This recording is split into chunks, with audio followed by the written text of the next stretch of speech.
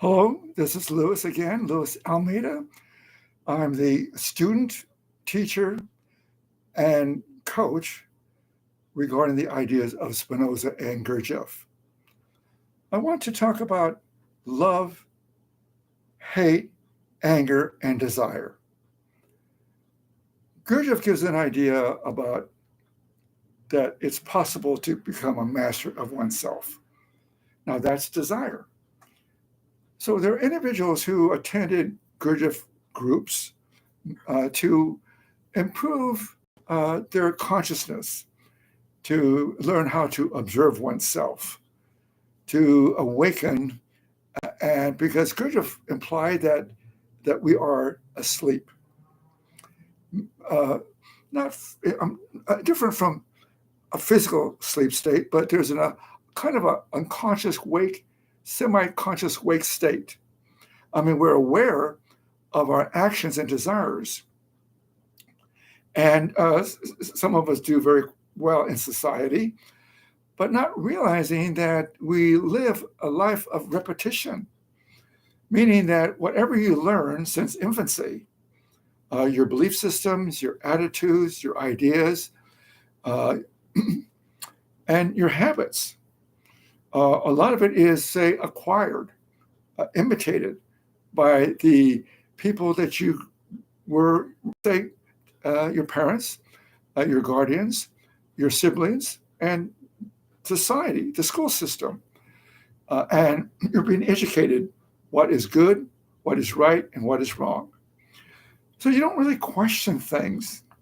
Say you were born into a religious organization, or you were identified with a certain religion or certain nationality.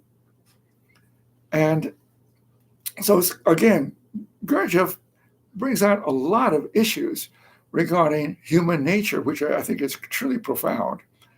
I've read this and studied extensively In Search of the Miraculous. And now that is the only book I really study of Gurdjieff. I think Ouspensky did a great job writing that book and taking a lot of good notes.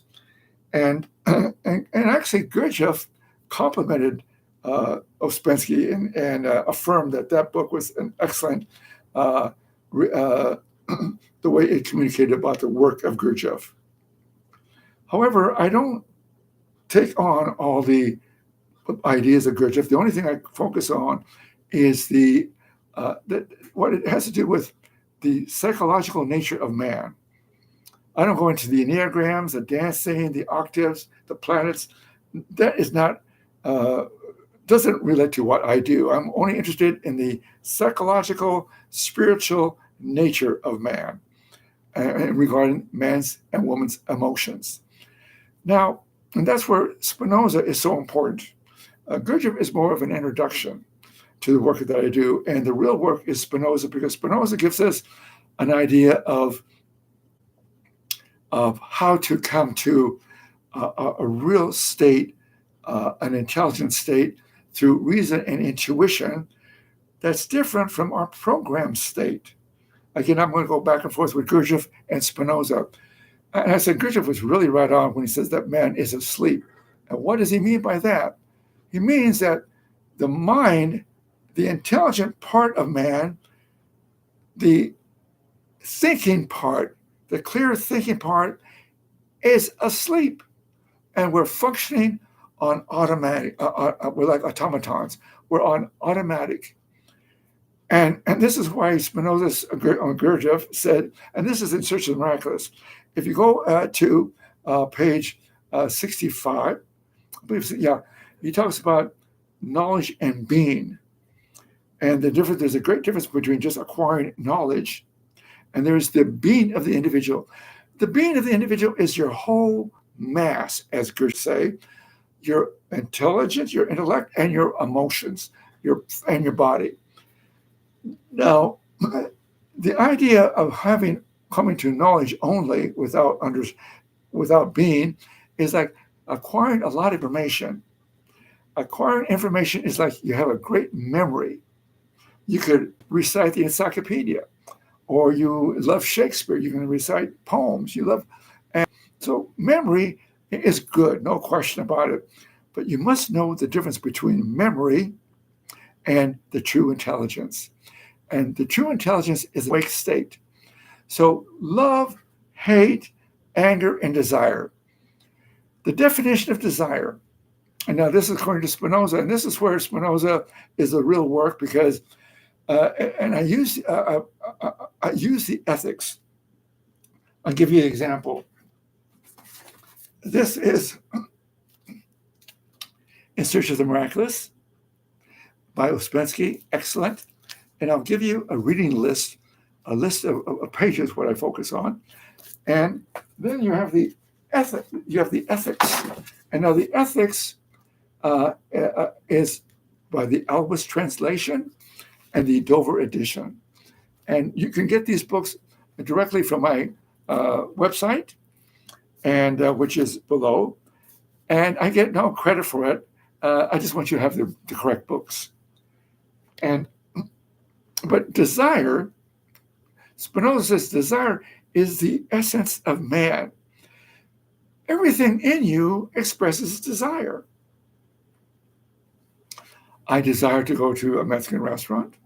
I desire to see my partner, Margaret. I desire to take a nap.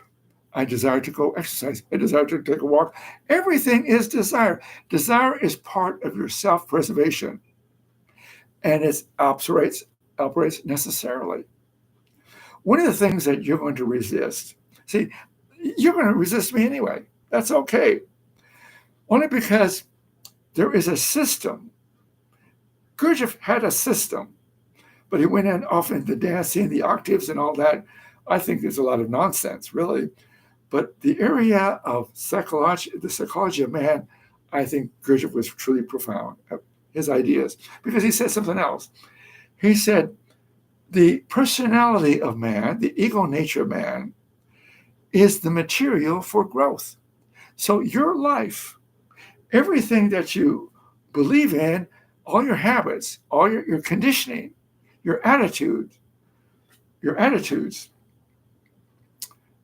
programmed nature, your ego nature, your personality nature can become the material for growth.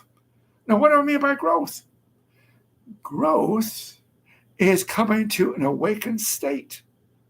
Gurdjieff calls that enlightenment, the state of enlightenment. Enlightenment is like the light of the mind. It can see clearly the truth. Now, Spinoza gives us keys how to come to truth.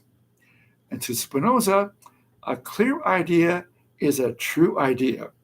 I'll give you an example. Mathematics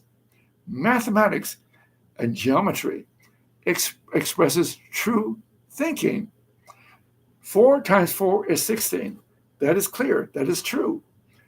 Or if you take a concept, 2 lines parallel to a third. Now, 2 lines parallel to a third are parallel to one another. 2 lines that are parallel to a third are parallel to one another. That is clear and that is true. Or the definition of a triangle. Its 3 interior angles equals to 2 right angles. Now look at, here I am. I've worked with Spinoza and Gurdjieff for the last 50 plus years. Now I have many videos online, and a lot of I talk about this and all other topics. So you can go online. You can actually go join Patreon for about $1, I think, $1, $2, whatever it is, and get all my videos. There are over 60 videos. Talks about this stuff. Now this is for you who are dissatisfied with your life, and this is what Gurdjieff talks about. The individual must be dissatisfied with themselves. You might be successful, and you still feel empty inside. You might have a spiritual sensitivity that the religion that you were, say, brought into didn't work. I was a Catholic, and by the age of 20, I decided this is not for me. And then I went to other, I was searching, and just like the Beatles, they found Maharishi, transcendental meditation, And I was involved with that for about a couple of years. And that was during the 60s. And it was great. But I've gone to meditative state. I had my mantra, and I'd go to sleep. And it really didn't help change how I felt about myself. Now, this is a key. All of you already have an idea who you think you are. And you have a lot of negative self-talk. And interesting about Eckhart Tolle. Now, Eckhart Tolle wrote several books, but one of the first book was what is it? The Now? I forgot what it's called. Anyway, the idea of being in the now. Well, if you're in an ego state, how can you be in the now? His idea is to quiet the mind. And he says the chatterbox, the mind, is not a good thing. But actually, he didn't know what the mind is. And this is where Spinoza comes in. Spinoza talks about the mind, and the mind is comprised of clear ideas, true ideas, and also confused ideas. So the first, say, 15 years of your life, you're full of confused thinking because the environment you grew up in told you who you think you are. You're more than an ego. So you were developed into an ego state because without an ego, you would not survive. So you have desire to exist, desire for money, desire for fame, desire for pleasure, desire for sex. All this is desire, and this expresses your nature. So love, everybody wants love. However, we expect love from others. We don't realize that, and people expect you to love them. And so everybody is searching for love. Everybody wants love, but very few people really know what it means to love oneself. When you begin to do this work, and as Gurdjieff says, come to an enlightened state, a conscious state, this is where Spinoza clearly gives a method. And this is where I come in, because reading Gurdjieff, Research of the Miraculous, and many of my students came to me because they were not satisfied being in the Gurdjieff groups, did not give them what they wanted because they still felt empty inside and they were not getting in touch with their emotions. Gurdjieff says something very important. You must have an emotion. He did say that clearly. He talks about the understanding. He talks about the body. He does talk about the body, observation. But I'm talking about emotions, desire. We want something. So you want to awaken? You want to be involved in a group? So the work that I do has to do with emotions. So we have desire, we have love. Now, love, the definition of love is pleasure accompanied by the idea of an external cause. And hate is pain accompanied by the idea of an external cause. And anger is desire, whereby through hatred we are induced to remove or destroy the object of our hate. Now, anger is just saying, I want to solve a problem. But in doing so, you're creating more problems, and you could lose your life with anger. Look at what happens with road rage or even domestic violence. We men are so sensitive about our power. We have such an exaggerated ego self. This is called pride, exaggerated of our abilities. And we don't want to look at our emotions. Men do not want to look at their emotions. And most men do not know how to communicate love. In my family, this work has allowed me to come to self-love. In my family, I was talking to my sister. Unfortunately, she's no longer with us. I lost her several years ago, about 6 years ago, almost 7 years ago, cancer. And I said to her, I love you. And she could not say that back to me. I could not ever say love. Love was the word. You yourself talk about love. Communicate love to your spouse, your children, or your friend. Are you comfortable with saying I love you? Probably not. And there's an old saying also. It said we're told that you should love others before you love yourself. That's nonsense. How can you love if you don't know what love is? So love is confused, and this is how this is the love. Love is pleasure accompanied by the idea of an external cause. So I'll give you an example of Michael Jackson.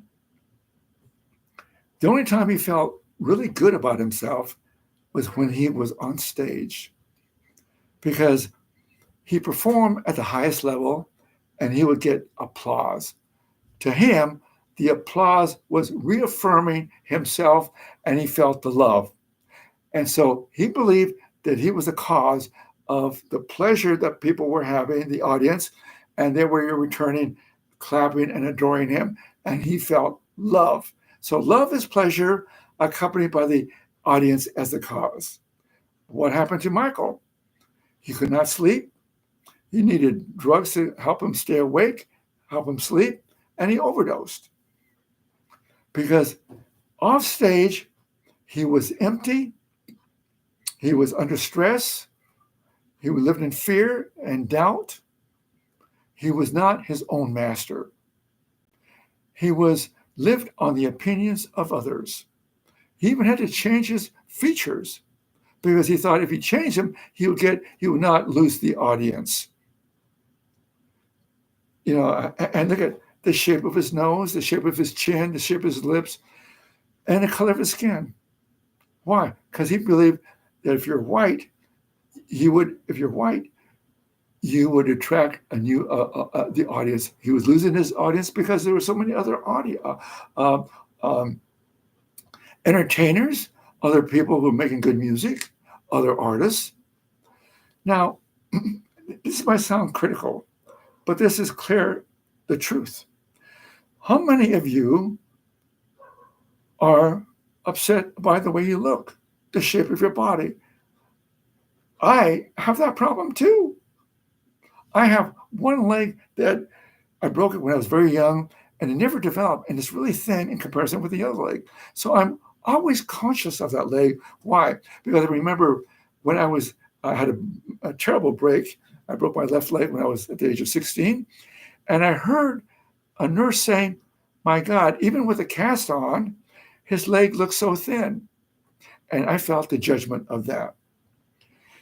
So I've learned to love myself, but yet I still have other weaknesses.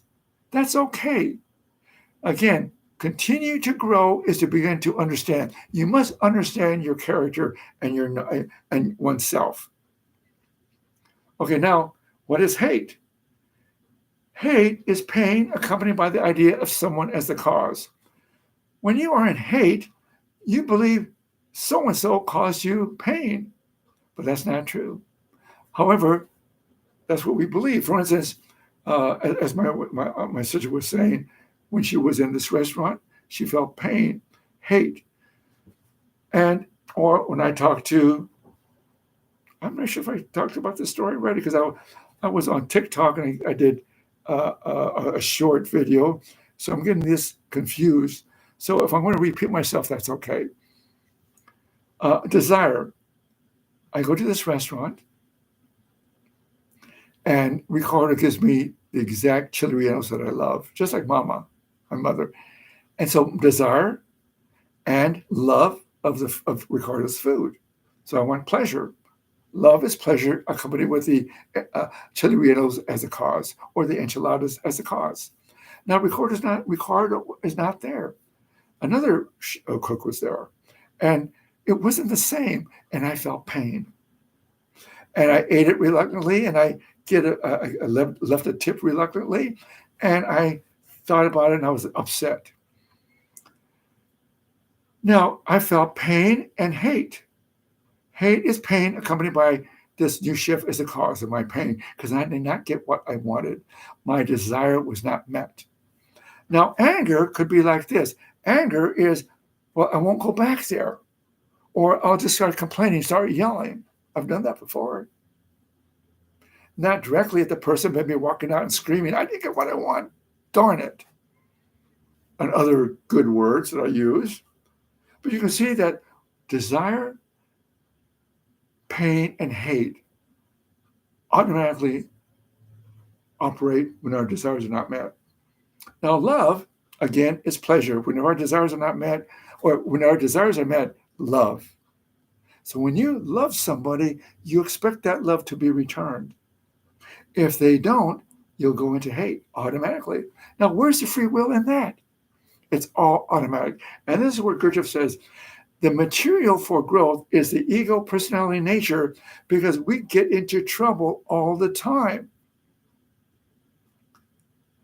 And anger is a way to solve a problem, but it doesn't do a good job. I've said it before. Road rage is a big problem. Domestic violence is a big problem. So anger is just saying, I have desire. I want to remove through pain, through hate, the cause of my hate. I want to remove through pain the cause of my hate. So hate is pain accompanied by someone as the cause, and then we have pain. But what is pain? Pain is only saying, I didn't get what I wanted. I didn't get the love back. I didn't get that chili rellenos. I got the flat tire. I wasn't expecting that. I lost my keys. I wasn't expecting that. So, but pain is just saying, I have a problem. I don't know what to do. I feel helpless. I feel powerless. Okay, I'm going to end with that. We're getting a little long right here. I may do another video about this: desire, love, hate, and anger. So you can get this information. I have a book that I published not too long ago, and it's called this. It's all the information I've talked about is all here.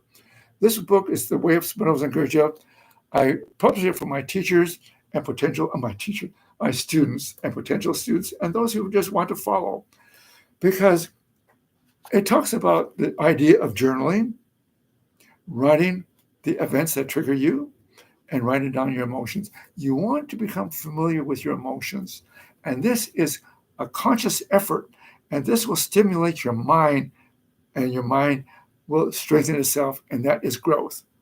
And that's why I think Gurdjieff groups are missing the reality of self-observation is not enough. You need to look at specific emotions. Observe when you are triggered, and you are triggered all the time. Thank you for listening. I'll see you next time.